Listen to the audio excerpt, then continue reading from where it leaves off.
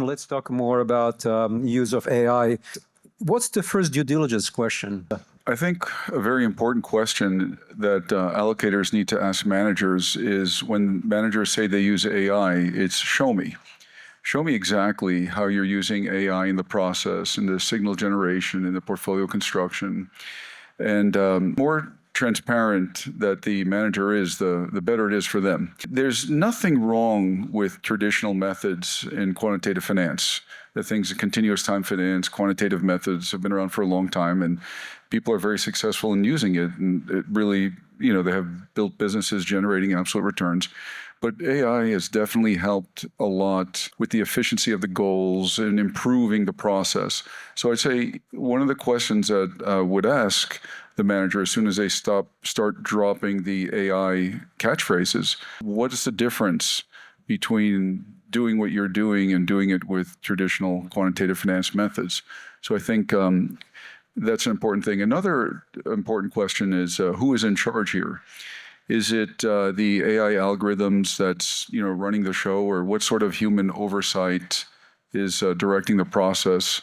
And just understanding, where do the data scientists sit if the quants are siloed? We need to see that there's good governance, a good, validation, and see how it's all, integrated so they maximize the benefit of using AI as a tool in the process. Well, that last point you made, Jackie, just on the oversight, do you guys find that there's an analog to the oversight of the research team, the analysts themselves, and then currently the oversight of the construction and training of these LLMs? So what I'm really fascinated with is having the manager articulate, the evolution of their process. How are the models introduced? How are these alphas? Specifically, what are the alphas that they're capturing and how it's introduced in the model? Because the best managers just evolve over time. Even the best AI managers are using different methods than they did a few years ago. So I'd like them to articulate, what is the sort of corporate culture that they're employing and how they're evolving the strategy. I think what's interesting about the conversation is, so you've hit on how is a specific manager, a specific team using AI. I think for all of us that are trying to pick across different managers, the question is, does that create competitive advantage against your direct competitors in the same space? And there's a lot of public market and hedge fund expertise on the stage.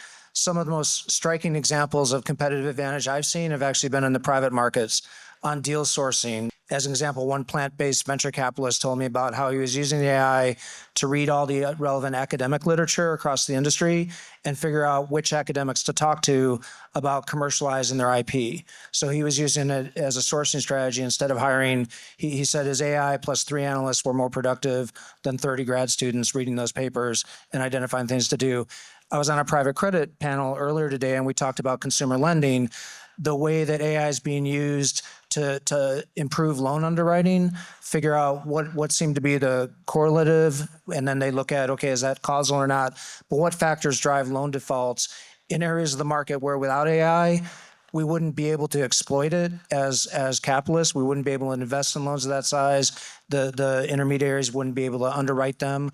So there's a lot. You asked earlier whether AI is making markets more efficient or less. I think it's actually making markets less efficient in the sense that it's allowing us to address spaces in the private markets that wouldn't be commercially viable to lend to or provide equity capital to without the application of AI.